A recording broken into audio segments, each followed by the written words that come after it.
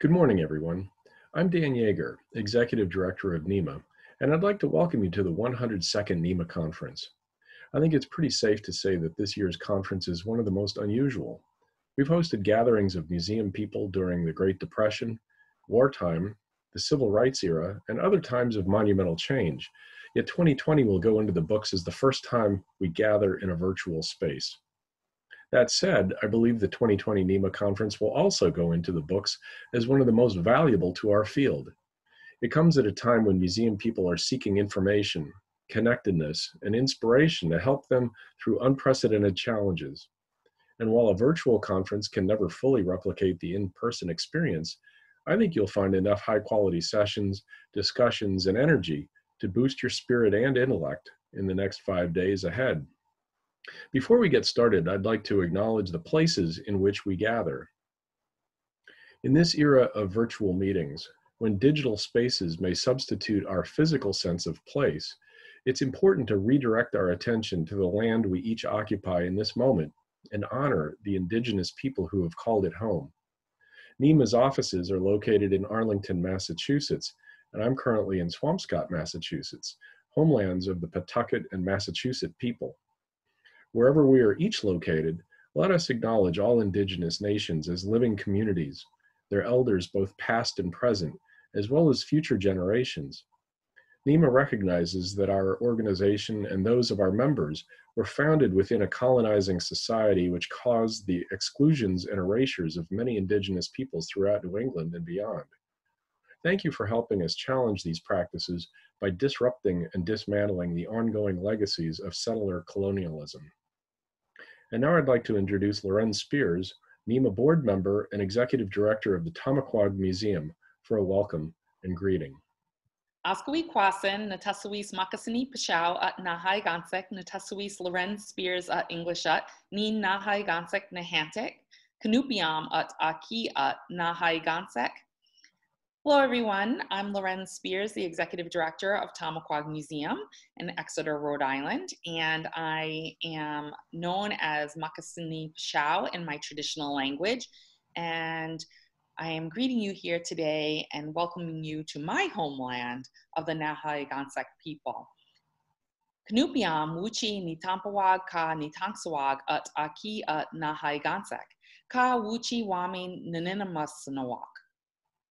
Katabatash Katantua Wuchi Wami Noia Nakan Wuni Tiawak. Katabatash Katantua Wuchi Wuni Kisak. Katabatash Katantua Wuchi Nipawus Ka Matakwasag. Katabatash Katantua Wuchi Wata. Katabatash Katantua Wuchi Kitan. Katabatash Katantua Wuchi Namas Napeshuag Ka Wami Panashamwak. Katabatash Katantua Wuchi Wami Paman Tamwe Tian Taguanash. Katabatash Katantwa Wuchi Sokanun Kacha Usha Niempaog Ka Wayupayanash. Nashbi Mishatashan Pianwak Kachisatao. Kakantamwu Wami Sakwan Kisakwan Takwanek Ka Paponi Pashao Nashbi Wuni Tiawank. Katabatash Katantwa Ut Wuchi Tianguanag. Katangquaman at Anantam Mahug Akan Nashawank.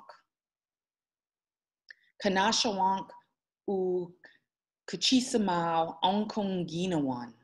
Kakantamwu Ginau Aquane Wami Pashanki. Katabatash Namanatuman Wuchi Wami Wunitiawank ni Nawania Nakan. Katabatash Wuchi Wami Kamaguanash Namanatum Ninaj Katabatash Aquane Ka Nuanantam. So what I shared with you in our language is a blessing for the day and a greeting. Welcome to all my friends and relatives to the homelands of the Narragansett and the homelands of all indigenous people across Turtle Island. Thank you, Creator, for all the beauty that surrounds us. Thank you, Creator, for the beautiful day. Thank you, Creator, for the sun and the clouds. Thank you for the forests and the ocean. Thank you, Creator, for the fish, the birds, and all animals. Thank you, Creator, for all living things. Thank you, Creator, for the rain, the thunder, lightning, and the winds. With a storm comes a cleansing. We wish all the seasons, spring, summer, fall, and winter, to burst forth with beauty. Thank you for our ancestors, they who suffered, mind, body, and spirit. Their spirits wash over us. We wish all for peace in the future. Thank you, Creator, for all the beauty that surrounds us. Thank you for all your gifts. Amen, or Ninaj. Thanks, peace, and blessings to all. Enjoy the conference. Walk in beauty.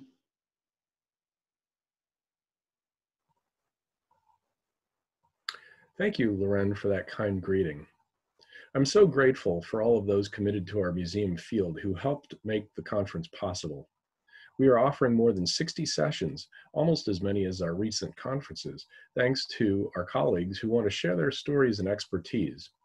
And keynote presenters Colleen Dilenschneider, who you'll see in just a few minutes, Jamal Jimerson tomorrow morning, and Sarah Sutton on Wednesday morning, all of whom provide insights into today's most pressing topics, our COVID experience, social justice, and climate change. I'm especially thankful for our sponsors who have stepped up their support of the NEMA conference.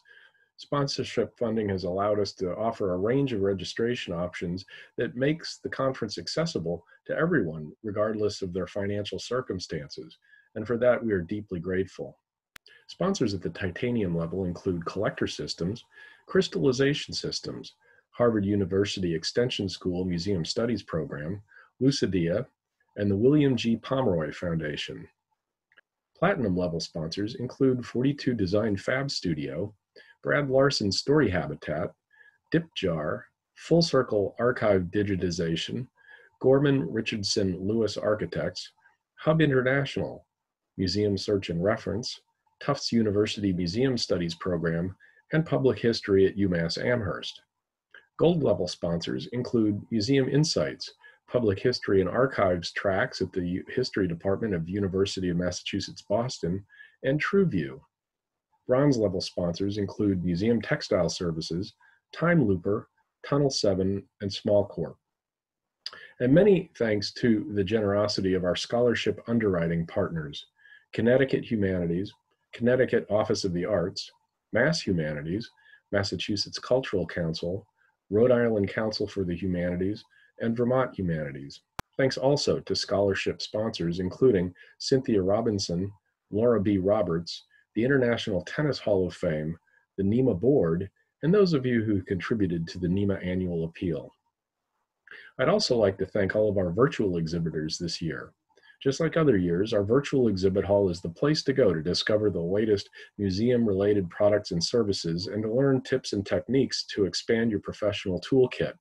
Just click on the exhibit hall button on the Whova navigation bar on the left side of your screen, and please visit early and often. And now it's my great pleasure to introduce our Day 1 keynoter, Colleen Dilenschneider of Impacts Research. Many of you follow Colleen's blog, Know Your Own Bone, and have studied her data closely during the pandemic as it relates to visitor attitudes and trends. We've asked Colleen to give us an update of her latest data as it applies to our New England museum field. Colleen's presentation is pre-recorded, but she's with us now in real time and will take your questions and comments in the chat during her presentation. Thank you for being with us, Colleen. Good morning, everyone. Welcome to the New England Museum Association Conference. I am so excited to be here with you. You have an incredible lineup for the next few days. We're talking about diversity, equity, inclusion, and justice, climate change, members and donors. You have just a great conference coming up. So big thank you to Dan for inviting me here. And I am just thrilled to have the opportunity to kick things off. So on that note, let me go ahead and dive right in. Today, we're going to be talking about how you, when you are change champions, provide the best opportunities for your own institutions moving forward in this new pandemic and impacted world. And we're going to be talking a little bit about what that means. And my hope is to share with you some hard data that you can use to build upon throughout this conference that provides some baseline understanding of some good things that are actually taking place from this pandemic and how we are evolving our institutions to adjust to it. So who am I? Who is this overly excited person before you? Whoops. My name is Colleen Dilenschneider. I'm the Chief Market Engagement Officer at Impacts Experience. We are a predictive technology and market research firm.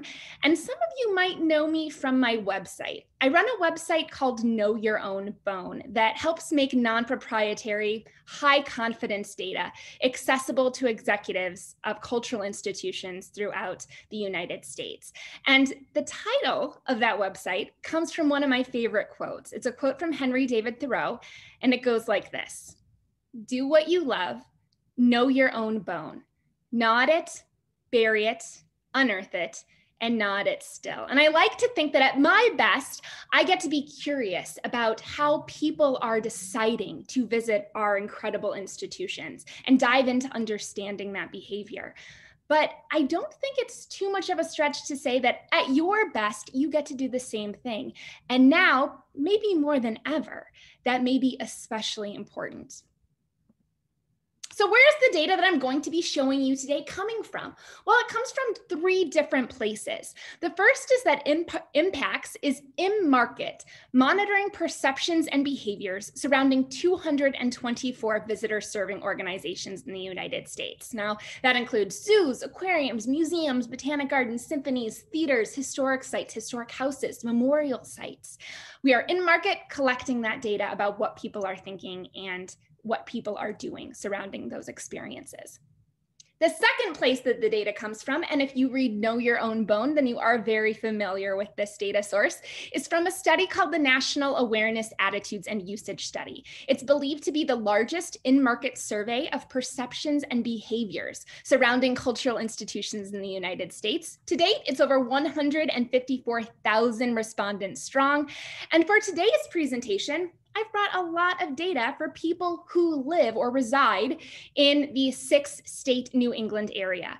We've brought, that sample size is over 13,000 individuals. And as we go through the presentation, you're going to see very often 2 charts of comparison amongst New England residents. The first is going to say EOY 2019, and that's data that's cut for the very end of the year 2019. You're also going to see data that's labeled Q3 2020. That's data that's cut for the end of the 3rd quarter / start of the 4th quarter of 2020. That's October 1st, 2020. And why would I show you both charts or both bars? Well, the reason is the theme of this conference is who do we think we are now? And so for that reason, we're going to be looking at some change that's taken place throughout the pandemic. And before we get started, I also want to give a big thank you to some of our partners who help us make this data possible and allow us to share it. And some of those partners for today's presentation are Stanford University, the David and Lucille Packard Foundation, and the Monterey Bay Aquarium. All right, folks, let's get our nerdery on. Let's geek out with some data. And you don't need me to tell you this, you already know. For the last several months, many changes have impacted cultural organizations' business models, not only in New England, but throughout the United States and also the world. We have a coronavirus pandemic that is sweeping our nation, and it is changing a lot about what we do and how we do it.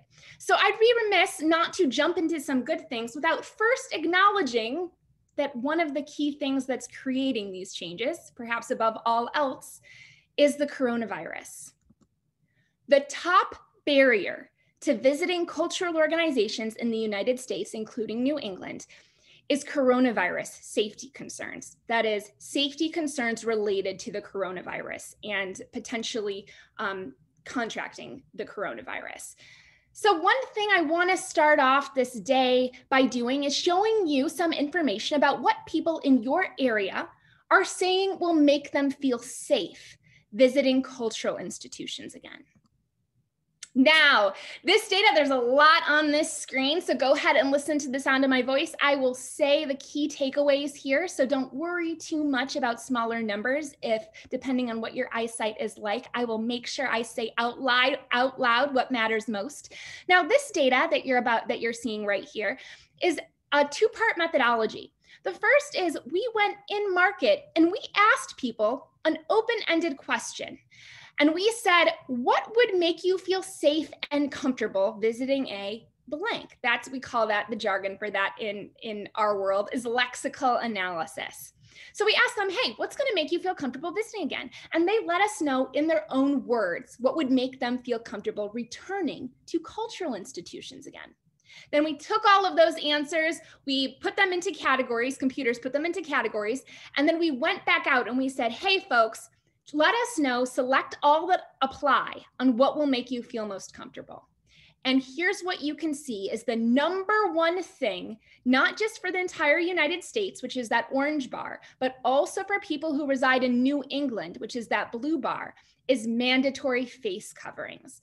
Indeed, you are in an educated area of the United States. We do see a correlation between educational attainment and the desire to have mandatory masks. But indeed, overall in the United States, mandatory face coverings is the number one thing that folks will say will make them feel safest. It's even above number two, the availability of a coronavirus vaccine. You can see a lot of other things on this list that I just want to mention out loud for good measure. The ability to be outside and outdoors. Now that one's top of mind right now as the season is changing and many of our experiences are going to be harder to have outdoors. It's something for us to keep in mind. Seeing others visit or simply normalizing the experience of going to museums and cultural institutions again. No significant changes necessary. And indeed, it's nice that these folks trust us, but depending on who you are, you may want more than that 39.9% of people to be coming in your doors right now and feeling comfortable. Your own decision to reopen, the availability of therapies, exclusive hours for vulnerable populations, hand sanitizer, avoiding long lines of people, limits on crowds, the government lifting travel restrictions, knowing facility cleaning procedures, on-site health monitoring, antibody testing, and elimination of food service. Now, some folks get a little bit worried about that last one, that the fact that elimination of on-site food service comes up. Now, I want to remind you, you can see it's only 3% of people. But again, we are what's going around is the idea that we may be less safe when people take off their mask, which is something that needs to happen when people eat. So thus, it's not terribly surprising that there are some people that may be saying this. We wanted to get this in your hands so that you can take it and you can make the most effective and efficient decisions possible as you make your potential visitors feel safe. Yes, we need to make changes to adjust to this new environment, but not everything about 2020 is negative. In fact, change champions right now are poised for success. And you know that. That's the reason why you're here today. That's the reason why you're at this conference, talking to and with all of the wonderful leaders that are going to be presenting throughout the next few days. And I'm going to highlight 3 positive trends that we are seeing take place in regard to cultural institutions in the United States, as well as zooming in specifically for the New England area. We're going to be talking about your emerging superpower of super connection, your elevated expertise, and how you are activating new audiences. What? Activating new audiences? Well, that one's my favorite, and I can't wait to get to it. So with that in mind, let's jump in and let's talk about opportunity number 1, which I'm confident will come up time and time again over the next few days. And that is the superpower of super connection. One thing that we know about likely visitors to cultural institutions is that they tend to be super connected to the web. That means that they have access to the web at home, at work, and on a mobile device. And I might venture to guess that that may be a few of you. And one thing that we're seeing, and this isn't terribly surprising, is that the preference to stay home during the weekend has already been increasing in the United States over the last decade. You were not making it up. Indeed, people were already preferring to stay home and watch Stranger Things or Tiger King. And it was already getting hard to encourage people to put on their going out pants and leave their homes. But as you can see, since the pandemic has hit us, people prefer even more to stay home. Now, this doesn't mean that of all the things that they could do necessarily, they would choose to stay home. But rather, the message is right now that the safest place that people in the United States can be in regards to the coronavirus is at home. So thus, the preference to stay home may be correlated with the preference to be in what they believe to be the safest environment for them. Now, you can see that that orange bar is going up. That's the US composite market. But the one that really matters here the most is that blue bar. That represents high propensity visitors. Now, a high propensity visitor is a person who has the demographic, psychographic, and behavioral attributes that tend to indicate an increased likelihood of visiting a cultural institution. So these are the kind of people who actually go, and even they are preferring to stay home. But not all is lost, because when they stay home, they are remaining connected. Now, what you're looking at here are top sources of information for high propensity visitors among high propensity visitors that reside in the New England area. Now, this data, you can see the blue chart or the blue bar represents end of year 2019, and the orange bar represents the third quarter of 2020 or the end of the third quarter of 2020. Now, this data is in index value. Now, we're going to geek out for a second. An index value is a way of assigning proportionality around a mean. And in this case, and in most cases with index values, of course, the mean value is 100. So a cool way to look at this and what this data means is that if you take something that has an index value of about 500, as you can see is the case with social media, that source of information is 5 times stronger in weight than something with an index value of 100, say something like where email or television are right now. And what you can see is that the top sources of information are digital. Social media, mobile web, and the web. Now, mobile web and the web are the same. They're just what platform they're being visited on. Then you can see WOM stands for word of mouth. Peer review web includes sources like Yelp and TripAdvisor. Email, television, radio, newspaper, print, periodicals and magazines, and direct mail. And again, this data is for New England residents, and you can see that their top source of information is the internet, even more now. And the numbers were already high before the pandemic. You can see the blue bar. Even more, they're even more important now. And that says something. Then another question is, well, are people spending more time on the internet?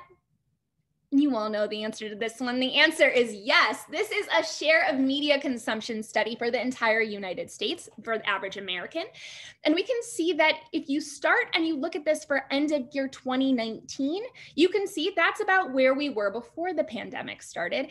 And then you look now at October 1st or third quarter of 2020, the end of the third quarter of 2020.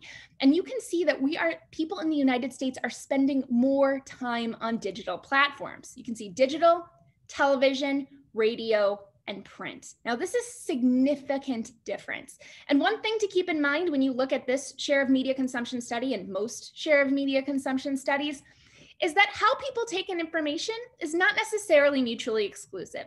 So if somebody is scrolling through Instagram while they are watching The Haunting of Bly Manor, and then that is going to count toward minutes toward digital as well as minutes toward television. And that's a way to think about this, is a little bit about what platform people are watching this on. If Netflix is being watched on your computer, it's going to go in digital. If it's being watched on your television through your computer or through Apple TV or something, it's going to go in that TV category.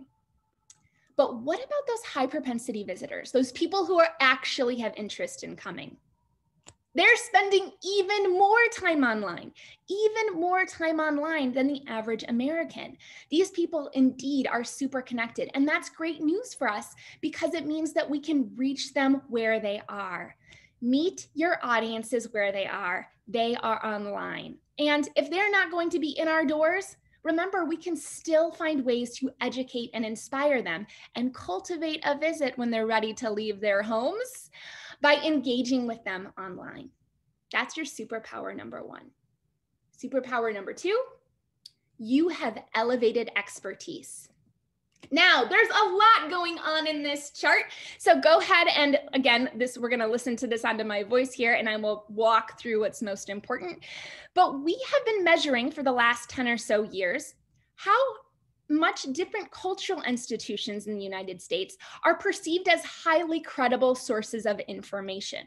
Now, what I want you to start by looking at here is the blue bar and the dark gray bar. You can see that those numbers don't change very much. You can see that these numbers have been very durable. And if I were to show you the data that goes back 10 years, you would continue to see that these numbers are reliable and durable. They do not change very much. And indeed, these institutions cultural institutions are trusted sources of information.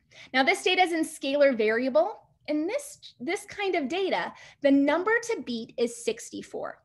So when you see a value above 64, that indicates strength of agreement. And below 62 is when we start to see active disagreement with the sentiment.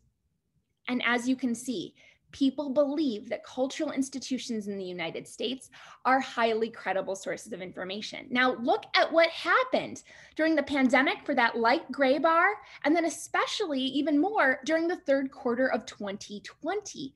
We're seeing that at this time, even when institutions were closed, you were online, you were showing people what you stand for, you were putting out expert content, and you were indeed meeting people where they are by proving the value that you show your communities even beyond your walls. Now, the elephant in the room right here is take a look right over here at this federal agency number. Now, you can see that had been decreasing. And again, that orange bar is as of October 1st, 2020. So what we're seeing a bit is that trust has been redistributed in the United States amongst other different kinds of institutions. And that has inured to the benefit of cultural institutions in the United States. But that's not all. The belief that you should recommend certain behaviors or ways for the general public to support your mission and causes also has increased. Now, another thing to mention about this data is that it's so reliable and durable, and in scalar values, going up even 1 point is significant. When something goes up 2, something's going on. And as you can see, these numbers have increased, and we like this. This is good for us and our missions and what we stand for. Now, you might all be thinking, well, that's nice and well for the United States, but what about us? What about New England institutions? Well, your superpower has increased too. What you are looking at is the perception that historic sites and history museums, aquariums, zoos, art museums, science centers and science museums, and children's museums are perceived as educational. You're looking at the value of that perception. How much do people believe that? And you can see that already at end of year 2019, these numbers were high for New England residents. And they have increased during the pandemic. Now, pat yourselves on the back, because this is showing that you have been demonstrating your expertise and people are looking to you to provide those educational opportunities. Now, for those of you who are thinking, 75, 72, why are we not 100? Well, what we know is that it's difficult to get people in the United States to agree upon anything, including people in the New England area. And so consider this one of the most highest value statements that we reliably test is the statement, kittens are cute. And that has a scalar variable of 83. 86 is I love my mother, 76 is I love my mother, and 75 is ice cream tastes good. So when you consider that those are some of the most agreed upon statements, and you are at a 75, 72, 70, 77, 73, these numbers are high. This is a strong belief that you have, and it's been increasing. But even more excitingly, so has the belief that bringing a young child to visit you provides an edge or advantage in their academic or intellectual development. These numbers are high. Pat yourselves on the back because this increase shows that people are looking to you even more than they did before the pandemic started. You are trusted experts. This is a unique differentiator for cultural entities, and agile organizations can make the most of this opportunity. Now let's talk about the third, and this one's my favorite, the opportunity for activating new audiences. What am I talking about? Well, indeed, let's start here. We are seeing that cultural institutions in the United States are going to see, of course, significantly decreased attendance compared to end of year 2019, of course. But what we are seeing is that how people come to visit us and who comes to visit us is changing. What you're looking at here is length of leisure visit preferences amongst New England residents. And you can see we have the orange bar and the blue bar to show you how durable these things have been, end of year 2018 and end of year 2019. You can see here's how much things change year to year. And then take a look at what happened during the pandemic for the end of the third quarter of 2020. Today, people prefer to take day trips.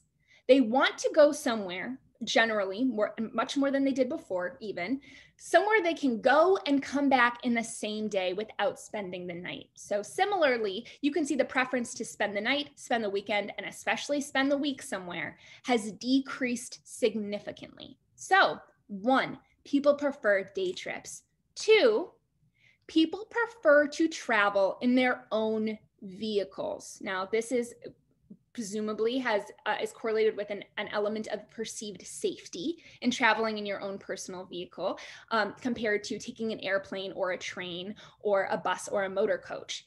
But when you combine that, we see that people are preferring day trips and they're preferring to go places in their own vehicles, then it stands to reason that we may be activating more local audiences, more community members, more so than national visitors at the same levels that we did before the pandemic. So that brings up an important question. Are different kinds of people visiting us? And the answer is yes. This is my favorite chart in the whole presentation. Now, this is a chart that shows you the percentage of newly activated visitation amongst 164 cultural institutions in the United States. Now, this shows and what do I mean by newly activated visitation? This includes first-time and non-recent visitors, or people who haven't visited within the last 3 years or longer. And of course, that includes people who have never visited these 164 institutions at all and are doing so for the first time. Now, at the end of year 2019, this made up on average 9.5% of visitation to these institutions. But now it makes up 17.1% of visitation. Indeed, cultural institutions are activating new audiences. Again, at lower levels, we are not seeing the level of attendance, but the people who are coming in the doors tend to be new and different people, and excitingly, more local and regional audiences. So what does this mean for us? Well, our organizations have not fundamentally changed, but the circumstances have changed, right? We're in the time of a pandemic. People prefer to go there and back in the same day. So has the primary purpose of a visit changed. Let's start here. What you're looking at here is data cut for end of year 2019, and so I can show you the change. This is cut for New England residents. We asked them, again, those great open-ended queries. We said, hey, you just told us that you've recently visited an institution in New England. What was the primary purpose of your visit? Now, number one, and again, this is in scalar variables, so it's those ones over 100 that are the most important here. They're all important, but over 100 is the most important. And number one was sharing time with friends and family. Number two is that superpower we just discussed, wanting a child to have a cultural experience, wanting a child to learn something new and different. And then we go down the list, a specific exhibit, seeing something new, learning something new, time with friends, time with a spouse, or relaxing and getting away. So what are we seeing that recent visitors in the New England area are saying now is their primary purpose for a visit? Well, the primary purpose right now is to get out of the house. And number two, and it's related, is to have a safe go to a safe activity, participate in a safe activity. Now, these two are very closely related, right? Because it stands to reason that if they're just trying to get out of the house and they're choosing to go somewhere, they may be choosing somewhere that may be perceived as safer environment for them to go. Then we see number three is that superpower of wanting a child to learn something new and different than the cultural experience. And then we see sharing time with friends and family now under that 100 threshold. Some of us are spending a lot of time with the people that we are quarantined with or spending time indoors with. But what this means is that the number one reason why people are going has changed, and we are activating new people. So that means that when people come in our doors, when we are activating them, it's an opportunity to remember that you never get a second chance to make a first impression. Circumstances are activating new audiences. So our goal right now is to make sure that our on-site experience is fantastic so that these new folks coming in the door, maybe even if their primary reason is coming just to get out of the house and do something safe, but also so that they learn something and they enjoy themselves and so that they have a positive experience. Now, just because getting out of the house is the number one thing that people are saying doesn't mean that they don't also, of course, aren't going to have a positive cultural experience. Indeed, they're not mutually exclusive, none of these things. But we are changing up who visits us, and this is an exciting opportunity for us. So I hope I've given you 3 exciting things to think about for the rest of this conference that you can continue to build upon with all of the great experts that are speaking with you over the next few days. Now, to recap, number 1, super connection is a growing superpower. It's a tool that you have to use. Number 2, you have elevated expertise. You are seen as experts in New England. Don't forget how much that matters. And number 3, you have an opportunity to activate new audiences because different people may be coming in your doors right now, or more local audiences, even though it's fewer people. You already are called upon to do many things. You're already strategic thinkers, fundraisers, event planners, but let's add one more to the list. This moment calls for change champions. You are change champions, and by being here today, you've shown that that's exactly what you are. Now, I have some time to take some questions, and I'm looking forward to connecting with you. And I don't want to forget to say, please, please enjoy connecting with one another. And thank you again for having me and allowing me to share this information with you. This is your moment. You are playing a huge role in evolving the role of cultural institutions, not only in New England, but in all of the United States through the examples that you're setting right now. You're making sure that your institutions and the history and the art and the science that you provide and that you share are going to be around for decades and decades to come. So most importantly, thank you for your hard work right now. And I look forward to taking questions.